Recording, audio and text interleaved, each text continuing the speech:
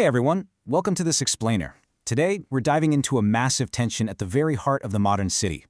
We're talking about how to balance the shiny, seductive promise of civic technology with, well, our very human need for equity and trust.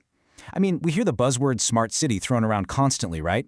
But what actually happens when the digital systems that govern us start moving faster than the democratic processes designed to protect us? It's a huge question, so let's unpack it. Okay, let's look at our roadmap for today. We'll start with the smart governance shift, then move on to expanding the public square. After that, we'll hit AI in public services, the predictive policing problem, and smart public safety risks. Finally, we'll wrap up with building citizen trust. Let's get into it. First up, Section 1, the Smart Governance Shift, where we look at citizen-first tech. So there's a massive paradigm shift happening right now in how cities operate. In the old, top-down model, the government essentially just handed down a service, and the citizen was, well, just a passive recipient sitting at the end of the line. But the new, smart model, it completely flips the script. It turns civic engagement into this continuous infinity loop. People are no longer just receiving services, they are active co-producers. You feed data into the platform, and that data enables 24/7 personalized services, which then requires even more co-production and accountability from us.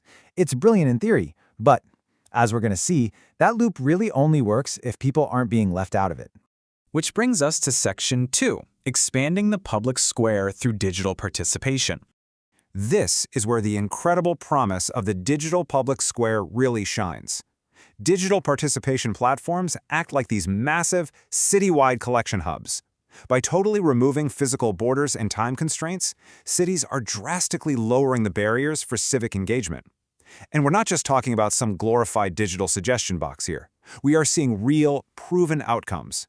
Places like New York and Paris have used participatory budgeting platforms to let everyday citizens directly allocate millions of dollars. Honestly, it's a massive transfer of direct democratic power, made entirely possible by civic tech. But hold on, because here is exactly where we hit friction. Think of it like a funnel. If we don't put guardrails on these digital platforms, they can actually end up severely skewing civic data. At the very top, you have the general public. But then they immediately hit the first filter, the digital divide. This quietly excludes so many people based on age, income, disability, or just living in a rural area. Then, whatever gets through hits the second filter, platform manipulation. This is where bots and astroturfing can literally drown out real human voices. So what actually drips out at the bottom? It isn't some pure, perfect democratic consensus. It's limited, skewed data. And if cities act on that skewed data without tying it back to real-world offline communities, you get what experts call participation washing. Basically, input is technically gathered, sure, but it only represents a highly filtered, tiny slice of the actual population.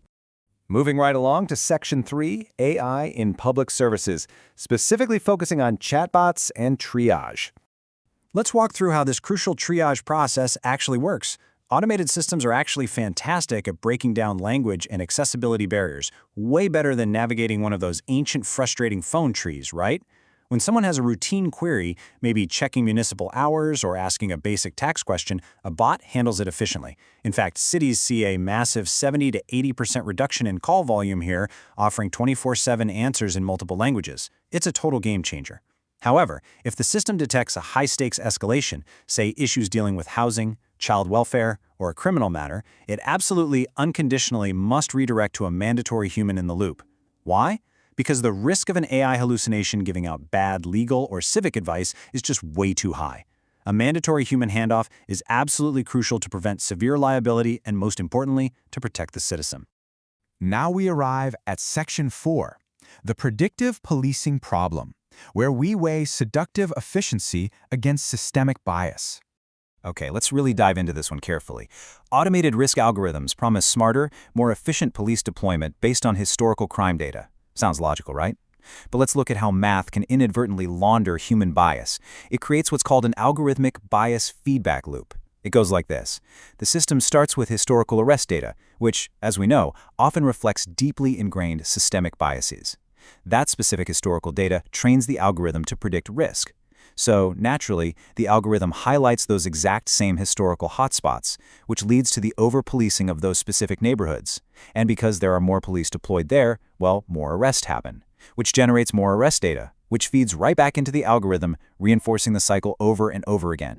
To ground that feedback loop theory in hard facts, we just have to look at the documented real-world realities. Extensive studies analyzing the deployment of these systems in Chicago, as well as by the LAPD, reveal that these algorithms do indeed amplify biased policing. The data clearly shows this leads to the disproportionate targeting of Black and Latino individuals. And it gets even heavier, because in many cases, these algorithmic risk scores have been used to influence bail, parole, and stop-and-frisk decisions, all without traditional due process. So how are cities actually responding to this data? Well, we're seeing a major shift. On one side, we are seeing real-world rejections. The city of Santa Cruz, for example, completely abandoned predictive policing altogether. But for cities that are still determined to use this data, there are actionable, significantly safer alternatives available. For instance, cities can restrict the algorithmic data strictly to property crime, meaning they entirely exclude violent or narcotics data from the models. Another major step is banning individual risk scores completely and relying only on broad, geographic data instead. On top of all that, implementing mandatory public audits is just absolutely critical if cities are going to diagnose these systemic flaws before they snowball. Let's step out of the algorithms for a second for Section 5, Smart Public Safety Risks, where we look at physical hardware versus reality. Let's look at the severe gap between a tech vendor's pitch and actual urban reality. Take gunshot detection technology. The promise is incredible, a network of microphones spread across a city that can instantly detect a gunshot and dispatch police in a matter of seconds. But the reality on the ground is a whole different story. Documented failures show that everyday urban noises, things like fireworks, cars backfiring, or even loud construction equipment, frequently trigger false positives. And that leads to completely unnecessary, high-adrenaline, armed police responses rushing into quiet residential neighborhoods. Plus, there is a very real risk of mission creep here, where these acoustic sensors could quietly be repurposed to gather broader audio data without any public consent. In fact, the objective verdict on this specific technology is pretty stark. Just listen to this finding. The Chicago Inspector General found that acoustic detection rarely leads to actual evidence of a shooting. When independent city officials actually audit the data, the shiny promise of ultimate efficiency just doesn't hold up to the reality of the streets. So, how do we fix this? That brings us to our final section, Section 6, Building Citizen Trust Through Operational Transparency. To truly fix these hidden risks, cities absolutely need a concrete framework for accountability. We call this the Algorithmic Impact Assessment, or AI architecture. Think of it as a non-negotiable checklist that literally forces cities to hit the pause button for democratic deliberation instead of just moving at the breakneck speed of tech. It starts the moment a technology proposal is made. That proposal immediately faces a strict bias and privacy audit. And crucially, if it fails that audit, it loops back. The project stops. Full stop. If it actually passes, it moves on to real citizen consultation, and then they have to establish a clear human oversight plan. Only after a comprehensive public summary is published can the tech actually be deployed. And even then, it has to have a built-in sunset clause.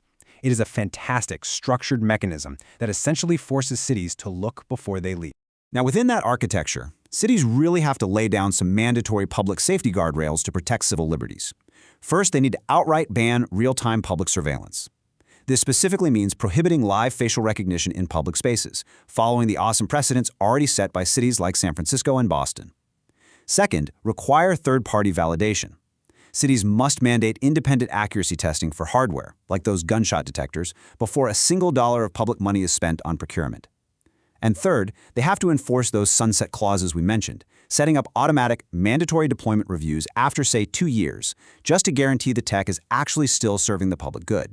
Ultimately, all of this transparency cannot just be some theoretical PDF buried 50 clicks deep on a city website. It has to be functional, like a real-time transparency dashboard. Citizens should be able to log on, pull up a heat map showing exactly where surveillance tools are currently deployed, track the algorithmic model's ongoing accuracy, and visually monitor any demographic disparities as they happen. And most importantly of all, citizens need a highly visible, direct mechanism to file a grievance, one that actually triggers a real remedy and review process, not just a digital suggestion box that sends your complaint into the void. And that brings us right back to the core of everything we've been unpacking in today's Explainer. The massive shift toward a digital public square gives us these unprecedented, amazing tools for engagement and efficiency. But as we've seen, it also carries this very quiet, very real risk of amplifying old, systemic biases at a massive new scale. So I want to leave you with this one thought to chew on. If a smart city moves at the speed of tech, does it inevitably leave democracy behind?